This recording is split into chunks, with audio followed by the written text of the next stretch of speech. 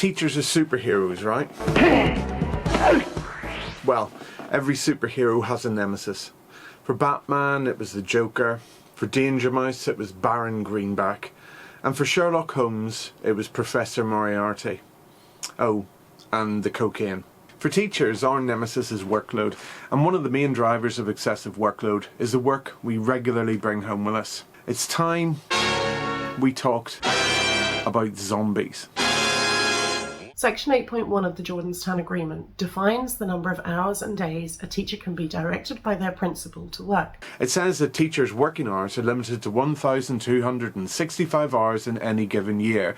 And that these hours should be worked over no more than 195 days. But after the description of hours and days of work come those 12 little words which have caused so much trouble. Our working hours are exclusive of time spent off school premises in preparing and marking lessons.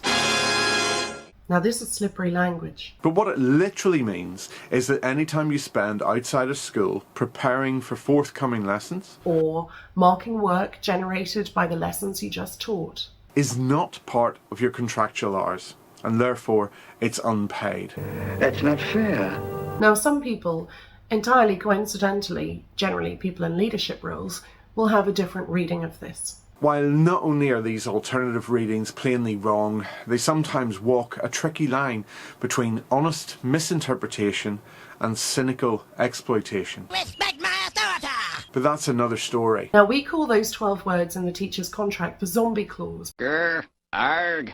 Because, regardless of the multiple clarifications and caveats, up to and including the condemnation of doing PPA outside of working hours in our last workload agreement, the damn thing just won't die.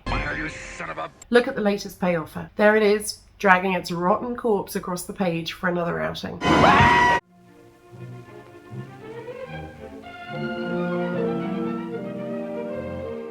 Our survey of over 4,000 teachers last week asked a number of questions specifically to do with the zombie clause. Hello zombies, welcome to my dead talk. Forgive the continuity of filming, we're doing this over a period of days. It's been almost 40 years since the Jordanstown Agreement was signed, and the teaching landscape is unrecognisable compared to 1987.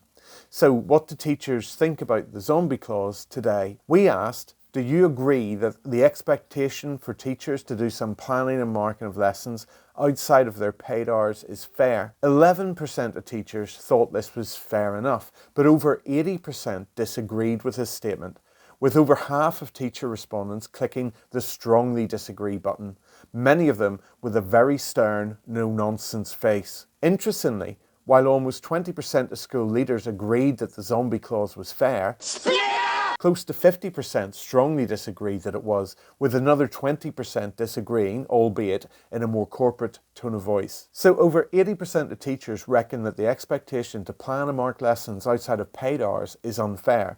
That's not fair at all. This story was broadly the same across age groups and gender, although the percentage of people who thought the zombie clause was fair increased in the older age groups. This is likely to do with the discomfort old farts like me feel with French tucks and people who text with both thumbs. The more these young whippersnappers are working, the less time they'll have to make clip-clop videos and eat avocado lattes. Oddly though, the higher up the slippery teaching allowance ladder a respondent was, the more they thought the zombie clause was fair. I see.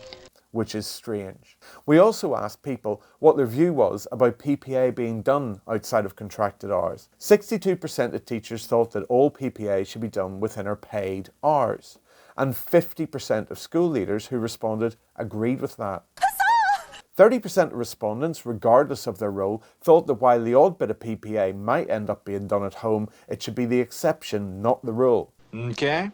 Only 6% of teachers and 20% of school leaders said that it was reasonable to do some PPA at home. Now, while 0% of school leaders thought that most PPA should be done outside of school hours, 57 teachers thought that doing our planning outside of these hours for free was tickety-boo. Mother of God. 93% of teachers and 87% of school leaders thought that the zombie clause was also causing excessive workload. So that's what people thought about the zombie clause. But As the dude once said, Yeah, well, that's just like your opinion, man. However, our survey also allowed us to tot up how much time people were actually working outside of their contracted hours. This allowed us to see the zombie clause in all its grisly detail. And you know what? It's not fair. Not fair at all. When we looked at the amount of work different teachers are doing each week, there's a huge spread.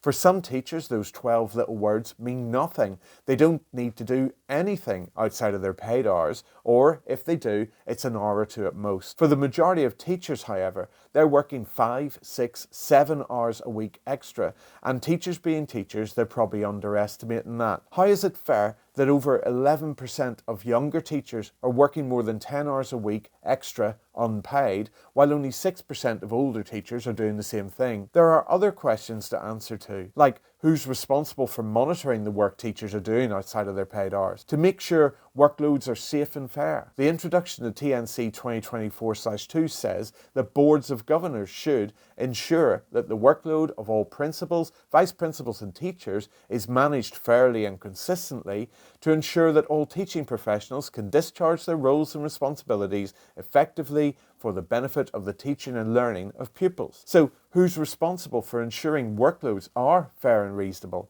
or normally completed within contractual hours, or compliant with equality law, as isn't it an equality issue if some sectors of the teaching community are regularly working longer hours than other sectors, although they're on the same contract and paid the same amount? Or who is responsible for making sure this extra labour is compliant with health and safety legislation, which increasingly takes excessive workload as a risk factor that needs to be controlled by employers? Much of this stuff came in long after the zombie clause first crawled out of its pit, so isn't it high time these 12 little words were finally put out of our misery? Look, teachers will always go the extra mile for our schools and for our students, but we're getting really fed up being taken for a ride. We'll publish more of the findings about the zombie clause this week, but it will be meme-tastic instead of video, as these take an absolute age to make. Thank you all for the superb support on Ko-fi over the weekend. We're well on the way to paying for this project for another year, and we're stunned by the level of support.